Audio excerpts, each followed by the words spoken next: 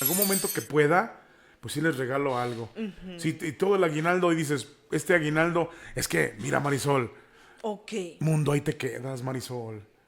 Y muchas de las ocasiones, si tienes la posibilidad de que en algún aguinaldo que te toque, y si puedes a lo mejor comprarle a todos tus hermanos, a tus papás, Ah, sí. y comprarles un detalle, unos zapatos, mira un suéter que me gustó para ti, eso se siente bien chido. Ah, sí, compartir como que cuando te cae la quincena de yo disparo la cena. Hoy yo los voy a Ándale. invitar a cenar. Ándale, así como cuando me cae a mí la quincena y le digo a mi esposa, yo disparo los ostiones en el centro. ¡Ay, ahora! Esos son otros, esos son gratis.